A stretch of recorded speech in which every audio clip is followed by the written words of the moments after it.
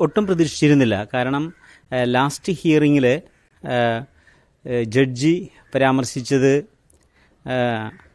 അധികാരം, ഒരു കമ്മീഷനെ വെക്കുന്നതിനുള്ള അധികാരം ഗവൺമെൻറ്റിനുണ്ട് എന്നുള്ള രീതിയിലാണ് പറഞ്ഞു വെച്ചിരുന്നത്.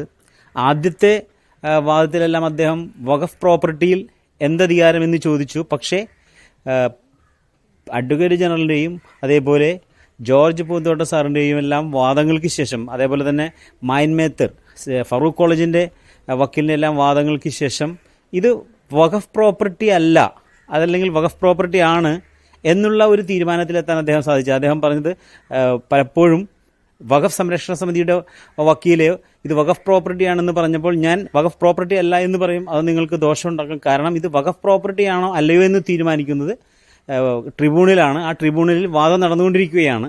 പക്ഷേ ഇവിടുത്തെ കമ്മീഷന് വെച്ചിരിക്കുന്നത് സർവേ നടത്തുവാനും അതേപോലെ ഇവിടുത്തെ ആളുകളെ ഏത് രീതിയിൽ ഇവരുടെ ഒരു പ്രശ്നം വരികയാണെങ്കിൽ എങ്ങനെ പുനരധിവസിപ്പിക്കാൻ പറ്റും എന്ന് ഗവൺമെൻറ്റിന് ഒരു തീരുമാനമെടുക്കാനുമാണ് എന്ന് അഡ്വക്കേറ്റ് ജനറൽ പറഞ്ഞപ്പോൾ കോടതി കണ്ടെത്തിയത് അതിനൊരു കമ്മീഷൻ്റെ ആവശ്യമില്ല.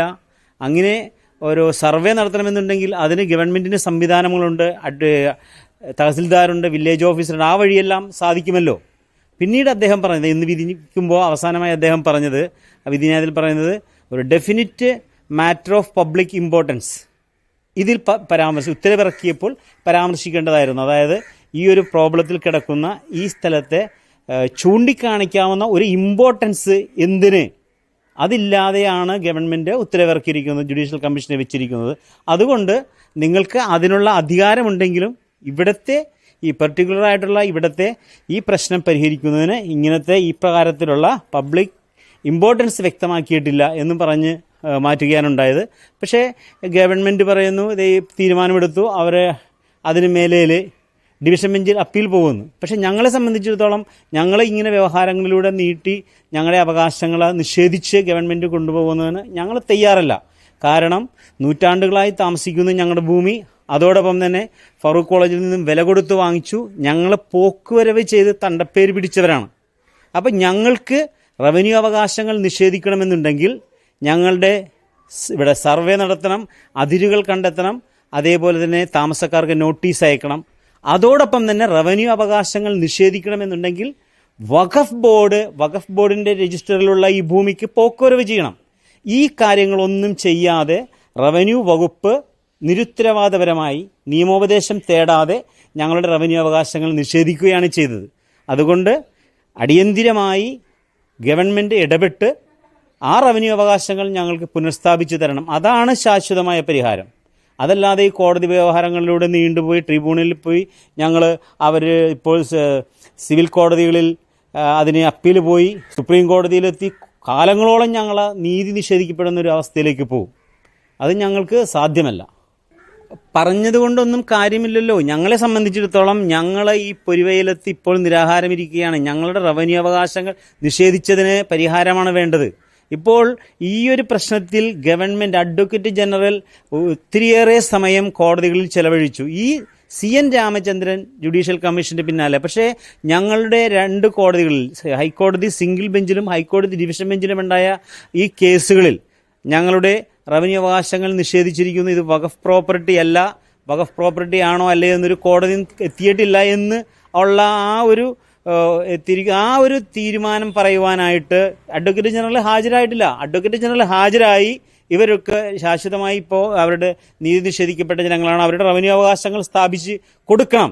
അതിനുശേഷം ട്രിബ്യൂണലിൽ വഖഫാണോ അല്ലയോ എന്ന് കണ്ടെത്തിയതിന് ശേഷം നമുക്ക് തീരുമാനിക്കാമെന്ന് പറഞ്ഞാൽ തീരാവുന്ന പ്രശ്നമുള്ളൂ.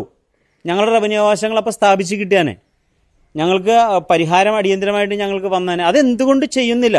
അത് ഗവൺമെൻറ് ചെയ്യണം. അത് അല്ല, സർക്കാരിന് ഈ ഞാൻ പറഞ്ഞത് കറക്റ്റായിട്ടുള്ള കാര്യമാണ്.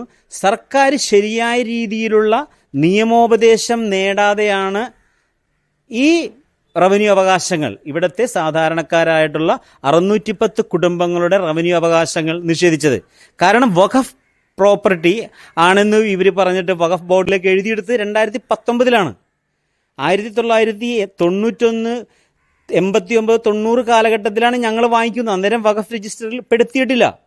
അതുകൊണ്ട് നിയമോപദേശം തേടിയാൽ അഡ്വക്കേറ്റ് ജനറൽ വളരെ കൃത്യമായി ഇത് കോടതിയിൽ അവതരിപ്പിച്ചാൽ തീരാവുന്ന പ്രശ്നമുള്ളൂ. അതെന്തുകൊണ്ട് വരുന്നില്ല ഞങ്ങൾക്കറിയില്ല. ഹൈക്കോടതി ഡിവിഷൻ ബെഞ്ച് പറഞ്ഞു, ഡിസംബർ 10 പറഞ്ഞു, ഇത് സിവിൽ കോടതി നിങ്ങൾക്ക് അവരുടെ റവന്യൂ അവകാശങ്ങൾ സ്ഥാപിച്ചു കൊടുക്കാം, തുടർന്ന് ഇത് വഖഫാണോ അല്ലയോ എന്നുള്ളത് ട്രിബ്യൂണൽ തീരുമാനിക്കട്ടെ. വഖഫാണോ അല്ലയോ എന്ന് ഒരു കോടതിയും കണ്ടെത്തിയിട്ടില്ല എന്ന് ബെച്ചു കുര്യൻ കോടതി ഈ കഴിഞ്ഞ ദിവസങ്ങളിൽ കഴിഞ്ഞ സിറ്റിങ്ങുകളിൽ പരാമർശിക്കുകയുണ്ടായി. കാരണം വളരെ വ്യക്തമാണ്. അദ്ദേഹം പറഞ്ഞു വഖഫ് പ്രോപ്പർട്ടി ആണെന്ന് വഖഫ് സംരക്ഷണ സമിതിയുടെ വക്കീൽ പറഞ്ഞപ്പോൾ, അങ്ങനെ നിങ്ങൾ പറയരുത്, അങ്ങനെ പറഞ്ഞാൽ ഇത് വഖഫ് പ്രോപ്പർട്ടി അല്ല എന്ന് പറയും. ഇത് വഖഫ് പ്രോപ്പർട്ടി ആണോ അല്ലയോ എന്ന് കണ്ടുപിടിക്കാൻ കോടതിയിൽ, അതായത് ട്രിബ്യൂണലിൽ കേസുകൾ നടക്കുന്നേയുള്ളൂ. അതാണ് ഇവിടുത്തെ സംഭവം.